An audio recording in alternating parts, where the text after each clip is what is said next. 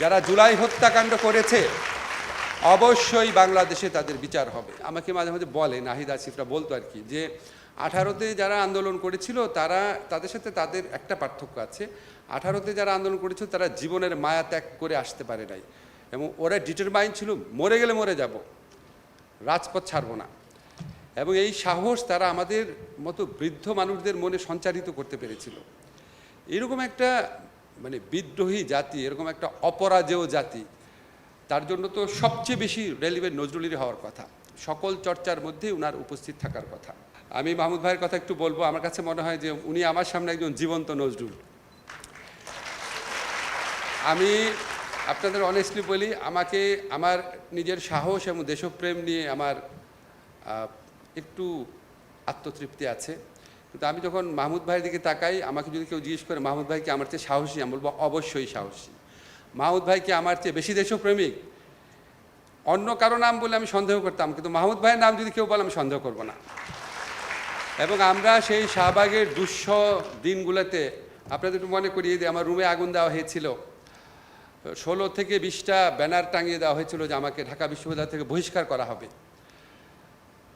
প্রচণ্ড অদ্ভুতই লাগতো যে এইরকম একটা সময় বাংলাদেশে আসবে যে সামান্য একটা কথা বলার জন্য রুমের মধ্যে আগুন দিয়ে দিল। তো তখন একটু নিজেও একটুখানি অবদমিত হয়ে গিয়েছিলাম, ভাবতাম যে আর কত রিস্ক নেব, একটু বুঝে চলা শুরু করেছিলাম। সেরকম সময় একদিন দেখলাম প্রথম আমার দেশে 8 কলাম হেডিং ছিল, একটা 8 কলাম বড় বড় আপনার অক্ষরে, শাহবাগে ফ্যাসিবাদের প্রতিধ্বনি। আমি বিশ্বাস করতে পারি না এটা সম্ভব ওই সময় বসে এরকম একটা হেডলাইন করা। আমার তো মনে হয় মাহমুদ ভাই শুধু এই হেডলাইনের জন্য বাংলাদেশের সাংবাদিকতার ইতিহাসে, প্রতিবাদের ইতিহাসে চিরস্মরণীয় হয়ে থাকবে। এই দেশে ভারতীয় আধিপত্যবাদ এবং জুলুমের বিরুদ্ধে উনি যেভাবে রুখে দাঁড়িয়েছে, আমাদের প্রত্যেক তরুণের জীবনে এটা একটা পাথেয় হয়ে থাকুক। আমাকে অনেক সময় আপনারা বলেন যে পুলিশ এটা করলো কেন, জিনিসপত্রের দাম বাড়লো কেন।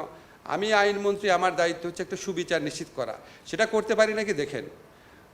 যতদিন বেঁচে আছি এই লক্ষ্য থেকে বিন্দু মাত্র বিচ্যুত হব না। যারা জুলাই হত্যাকাণ্ড করেছে অবশ্যই বাংলাদেশে তাদের বিচার হবে, অবশ্যই তাদের বিচার হবে। সাংস্কৃতিক অঙ্গনে যেভাবে ভারতীয় আধিপত্যবাদ প্রতিষ্ঠা করা হয়েছে, অবিশ্বাস্য মাত্রায় চলে গেছে। মাহমুদ ভাই নিশ্চয়ই আপনি 3 মাসের মধ্যে টের পাচ্ছেন। আমাদের এখানে এমনকি একটা সামান্য বিয়ের প্রোগ্রামের মধ্যেও আমি দেখি আমার নিজের চোখে দেখা হিজাব করা মেয়ে, সেও হিন্দি নাচের তালে তালে ড্যান্স করছে, এমনভাবে অনুপ্রবেশ করিয়েছে।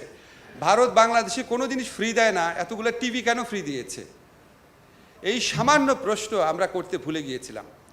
তো এই সাংস্কৃতিক আধিপত্যবাদের বিরুদ্ধে লড়াই করতে হবে কোনো অন্য দেশের প্রতি শত্রুতার থেকে না, নিজের আত্মপরিচয়, নিজের আত্মমহিমা, নিজের আত্ম অহংকারকে বোঝার জন্য। আমরা আমাদের তরুণদের মধ্যে স্বতঃস্ফূর্তভাবে যে দেয়াল লিখন দেখেছি, এই দেয়াল লিখনের ভাষা বাংলাদেশের প্রতিটা প্রান্তরে নিয়ে যেতে হবে।